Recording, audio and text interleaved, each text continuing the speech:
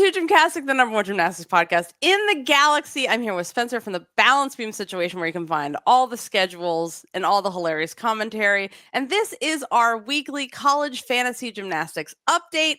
If you want to join and play along, gymcastic.com, you can draft a new team every week, and we have fun awards, and we have a college and cocktail show where we pick a meet and watch it all together. So, NCAA, let's discuss roster bargains after week 1. Sure. Glad to. Okay. So these are, a 9-9 athletes that maybe are priced a little more reasonably. They're not at the 6250 level, and you can kind of get in with them. Okay. So on vault, Kira Wells at Oklahoma was the only OU gymnast to get a 995 on vault this week, which you would not have called. Shocking. You would have been like, that's going to be Jordan Bowers or something. Kira Wells, keep an eye on it. Aaliyah Finnegan and LSU priced at $5,000. So you think about her beautiful form, but you can't forget about her power. And she hit and stuck for a 9.5. So 9.95.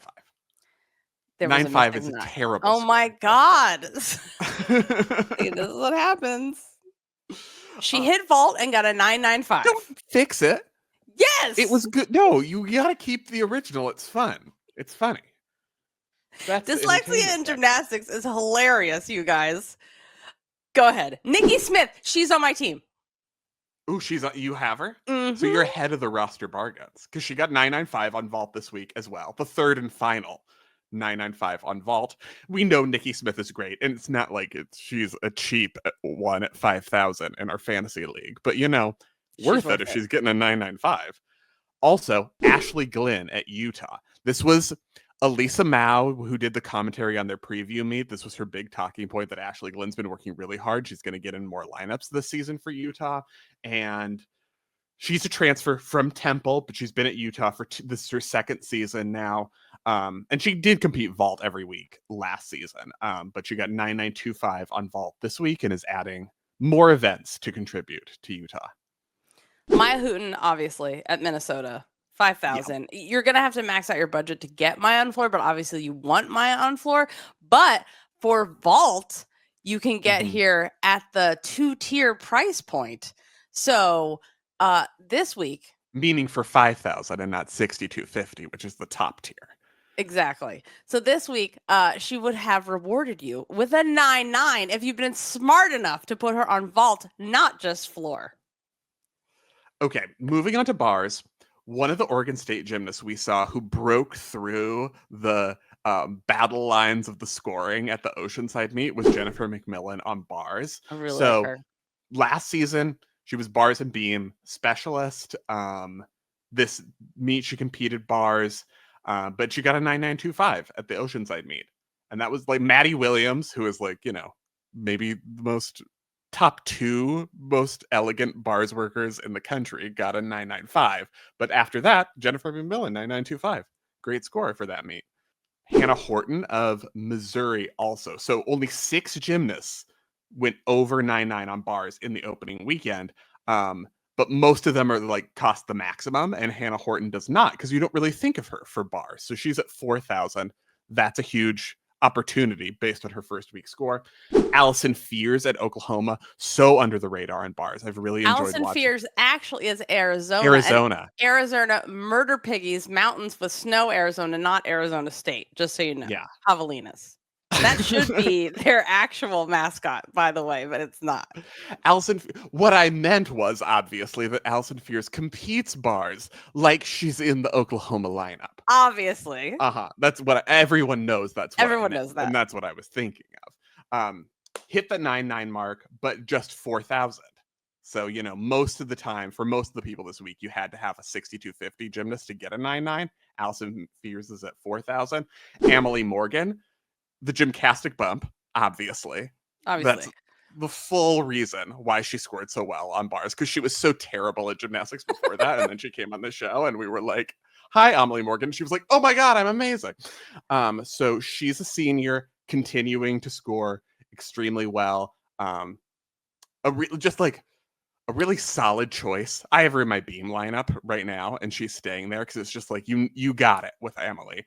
And last season she got 9.95 twice on bars. So she's, a good bet. But also, okay, Katie Harper, NC State. Where did this come from? Uh-huh. The real bargain at 2000, because she got a 9.9. NC State got a huge score in the first meet, and she got a 9.9. And this is kind of where she ended last season. It was kind of a slower start, and then she was like, "Oh, I get 9.9s on bars," and that's still happening. And then beam, the most important event of all events everybody knows. So Lily Peterson at Oklahoma at 4,000 had a super great meet. This was the tough thing with Lily Peterson, because we know she's been super talented since she was like 1 and like basically a member of the Gymternet. Everyone, or like the child of the Gymternet, and everyone adopted her. But it's Oklahoma. So you're like, you could make the all around, or you could be great and make no lineups, because they're so deep and they're so talented. So how do you know who's going to get to the lineups? But she got into the lineups, and she had the highest beam of the weekend with a 9.95. And it's just 4,000. Because who knows who's going to make an Oklahoma lineup, and who's going to be like, I was a floor specialist, and then suddenly learn bars in their senior year and get 9.95, the Oklahoma special. Cammie Winger at Utah is also at 4,000. So she was kind of in and out of lineups. Maybe the option, maybe the alternate last season. She's picking it up sophomore year, which is a very common tale. She got a 9.95 on beam in the first meet as well. So that's a big result for Utah as well, because they're like, Miley is not here anymore. What do we do? Caitlin Chio from LSU, now at LSU. We've talked about her for years because she was an elite, and we love her artistry. She's from the School of Art. Oh, speaking of which, I have to issue a correction, because I said buen educada and not bien educada when I was talking about her excellent artistry manners on behind the scenes. So please excuse me. But anyway, we're putting her on the bargain list across the board, because in her debut she crushed it. On beam she boasted a 9.925 on the big stage when LSU was hanging their first banner. She was like, I shall rise to the occasion and get the 9.925. But this is the thing, like, she's like scored like 10s left and right when she was a level 10, because she's a badass elite. And so that's but college is a different thing. And it was coming after a leadoff fall in your first college meet. And you're like, I don't usually compete in front of this many people or with this much noise or attention. And so it's a different thing. So I think it's still, regardless of her talent level, I think it's still impressive that she got a 9.925 in that position. Also, Abigail Martin of Arizona at 3,000. She is can do the all around, has been an all arounder for this team, but got a 9.9 on beam in the first meet. And that's a really strong score for her. And you wouldn't necessarily have picked that one. Steal of the week, though, maybe. Marissa Neal at Auburn. Steal of the season, perhaps. We know her, Gauge Elite. We've seen her at elite meets for the last couple of seasons. And beam has always been her best event, so it's not a super surprise that she's excelling for Auburn on beam, but like got a 9.9 in that first meet. Floor, most importantly, obviously, Brooklyn Moores, UCLA, 5,000. But this is the thing. If she's not on your roster, if she's not in your lineup, like, why are you even playing fantasy gymnastics? That's what I would like to know. For how are you even a gymnastics fan, period? Because if artistry were the only criteria in gymnastics, Brooklyn would cost $1 million bazillion. Fortunately for you, with Moores in your lineup, you can collect a 9.9 on your score sheet and a 10 in your heart every time you watch her compete. Side note, so this is the first time since 2022 that Brooklyn competed in 3 apparatus for the Bruins. So expect her. That's been the thing with putting Brooklyn on your fantasy team, because you're like, I know she's great, and if she's able to compete floor, she's going to get a huge score, but is she going to be healthy enough to do things? So this was a very encouraging start. Yes. Healed Brooklyn. She was healthy enough to do 3 events is a huge deal. Also, Aaliyah Finnegan, obviously an amazing floor worker, but is at the 5,000 level on floor. So super worth it, because she's going to get huge scores. The reason I think the only thing is that she's typically been like leading up to Haley Bryant in the floor lineup. So then it's not like she's the star of the floor lineup or the most likely to get a 10, but we don't know the status of Haley Bryant at this point. So Aaliyah's the star on floor, and that's a big deal. And then Kaylin Cheo, obviously, on floor, as well as every event. Just like everything. She's going to be the everything. Yep. So remember, keep in mind, week 2 fantasy lineups. So you can change everything. You can be like, week 1 was a disaster. I'm going to get rid of all of these people and start completely fresh. You can do that for week 2. The lineups are going to lock on Friday, January 10th at 3:15 p.m. Pacific time.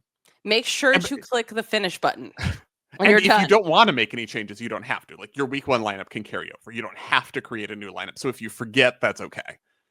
And if you if we understand, if you forget to do your fantasy team and just let everything carry over, that's fine too. And if you can't remember who's actually like on a bye and not competing that week, then you have the GymCastic newsletter for fantasy that will tell you who to take off because they're not actually competing. Because obviously I have it all memorized, but in case you don't and you need that, the GymCastic newsletter, go to gymcastic.com to sign up for the newsletters.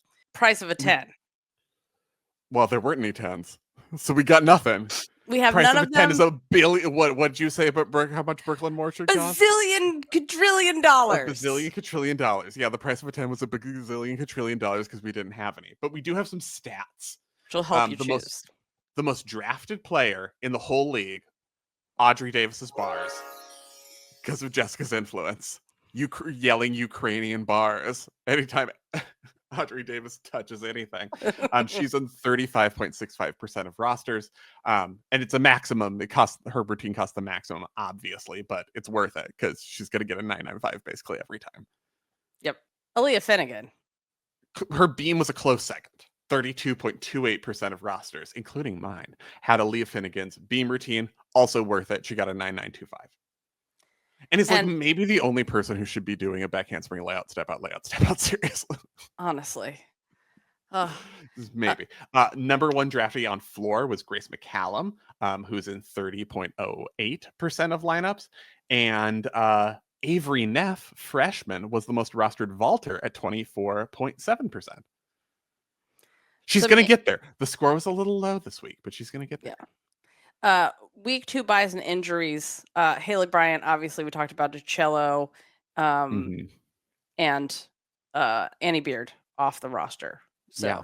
Risky for Florida because we don't know. We haven't seen them yet. We don't know what their lineups are. But I'm looking to put in some Florida gymnasts into these holes in my fantasy lineup.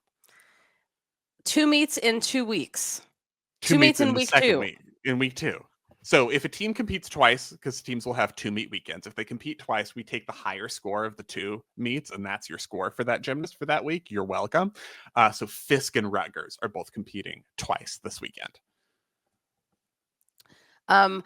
Remember, we have a club. It's called Club Gym Nerd, and you can support the show. Oh, you can support. You can support us in every way. You get an extra podcast every week, and it's the opposite of disappointing. That is the thing. You get special exclusive coverage during competitions, like World Championships and the Paris Olympics and college season. You can check it out at gymcastic.com. And don't forget to recruit your teams, draft your teams before 3:15 p.m. And we'll see you on College and Cocktails this week on Saturday, the 11th, after the big matchup between LSU, Oklahoma, Cal, and Utah on ABC at 3 p.m. Pacific on Saturday. So we'll all get together after the meet. We discuss as a family. We answer your questions live. It's very, very fun. And you can listen to your favorite podcast players if you can't make it live. So thank you so much. Until next fantasy update, remember to take off on gay and split on rights. Happy handstands.